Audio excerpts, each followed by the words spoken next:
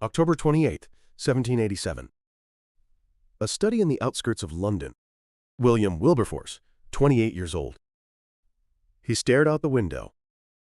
On his desk lay a letter from his friend Thomas Clarkson. It detailed the reality of slave ships. Men chained together, crammed into shipholds, unable to move, disease, hunger, despair. At this time, Britain was transporting tens of thousands of slaves across the Atlantic each year. Wilberforce gripped the letter tightly. His hands trembled slightly. Britain, at that time, was the world's largest slave-trading nation, the triangular trade. From Africa to the West Indies, carrying slaves. From the West Indies to Britain, carrying sugar and cotton. From Britain to Africa, carrying weapons and manufactured goods. This trade generated enormous wealth. Liverpool, Bristol. The prosperity of these port cities was built upon the slave trade. Members of Parliament. Many of them profited from the slave trade. Wilberforce picked up his pen. His hand was shaking. What was he thinking in that moment? His letters and biographies record these words.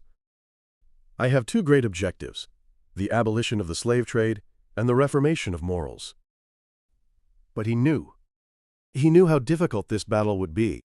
The vast majority of Parliament supported the slave trade. The royal family, the merchants, they would all oppose him. One man in Parliament standing against this massive system of profit. His chances were almost non-existent. But Wilberforce made his decision. He vowed to dedicate his life to this fight. No matter how long it took, no matter how many enemies he made, he would keep fighting. May 12, 1789. The British Parliament. Wilberforce took the podium. He spoke for 3.5 hours. The reality of slave ships. People in chains. Disease and death. This trade is an insult to humanity. In the name of Christianity, we must end it. Speech was praised. But Parliament postponed the decision. Further evidence is needed. The battle had only just begun. April 19, 1791. The first vote. The results came in. 163 votes to 88. Defeated, Wilberforce returned to his study. On his desk lay the voting record.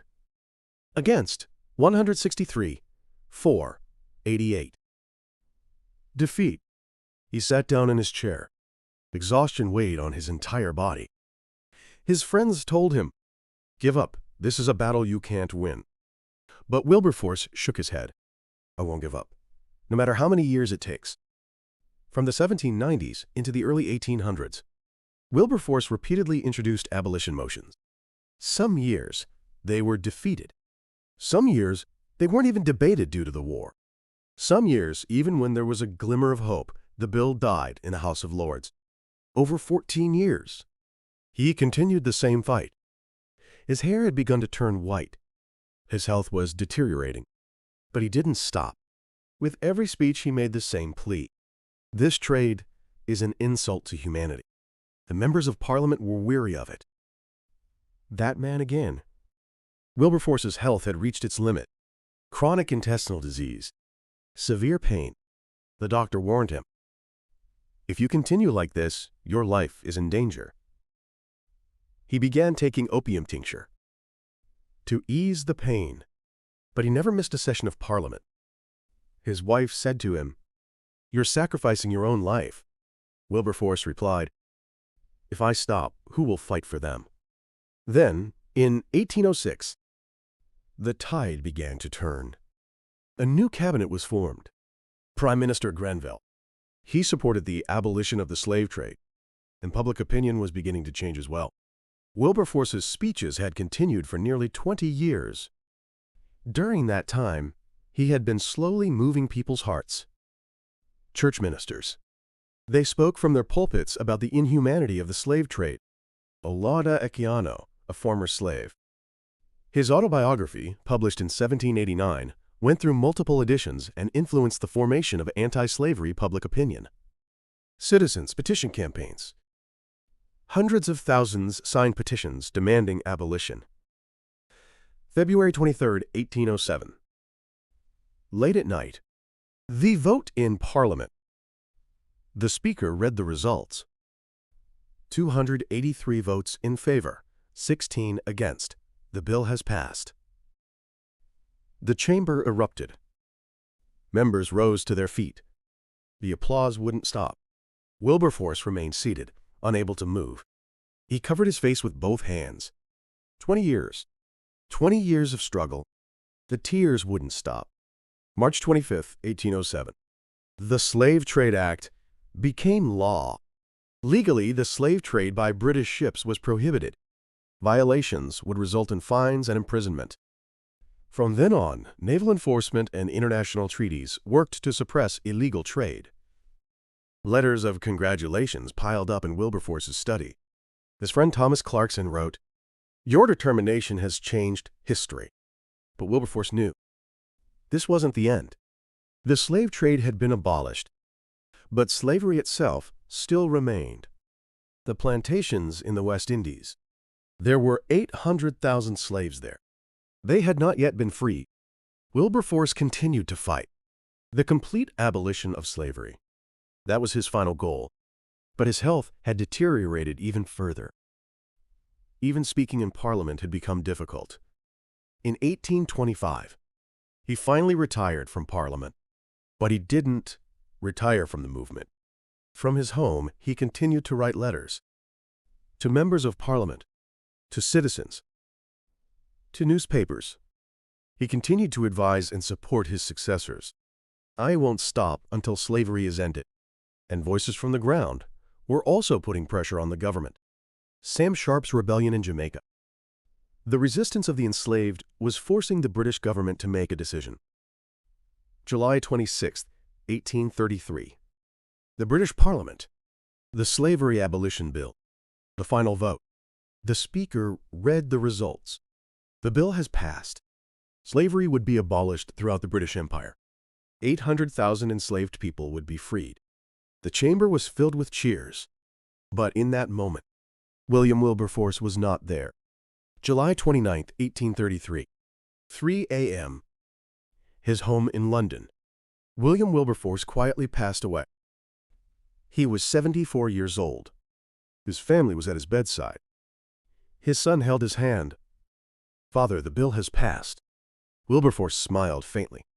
And then he closed his eyes. August 28, 1833.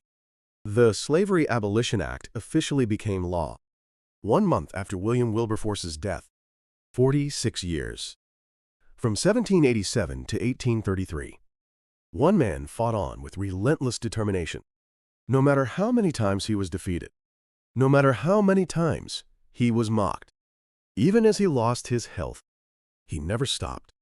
And he won. August 3rd. Wilberforce's funeral was held at Westminster Abbey. It was a state funeral. Members of Parliament, citizens, and former slaves. Thousands came to see him off. But this victory came at a cost. Compensation for slave owners. £20 million. This was approximately 40% of the British national budget at the time, an enormous sum. This was issued as government bonds. The debt for the compensation was managed as bonds, and through refinancing and consolidation, repayment continued until 2015. But this vast sum of money was used to compensate slave owners for their losses. The 800,000 people who were freed received not a single penny. They were simply freed from their chains.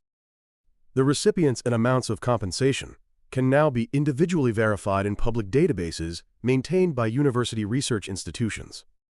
You can trace exactly who was paid how much. This fact remains a source of debate about historical justice to this day. August 1st, 1834. Throughout the British Empire, enslaved people were freed. The West Indies. The sugarcane fields. The chains were removed. Former slaves wept. Tears of joy. Tears of liberation. They had gained their freedom. William Wilberforce did not live to see this moment, but this moment was the product of his determination. Wilberforce's victory wasn't limited to Britain. His struggle influenced the world. 1848. France abolished slavery. 1865. The United States abolished slavery. 1888. Brazil abolished slavery. Throughout the 19th and 20th centuries, many nations abolished slavery. It all began with one man's resolve, William Wilberforce. He made his decision at age 28 and died at 74. For 46 years, he fought on. One man's determination changed the world. Westminster Abbey, William Wilberforce's tomb. Even today, many people visit. What he taught us. The fight for justice is never easy. It may take years, even decades. You may face many defeats. But if you don't give up, change is possible. When one person stands up, they can change the system.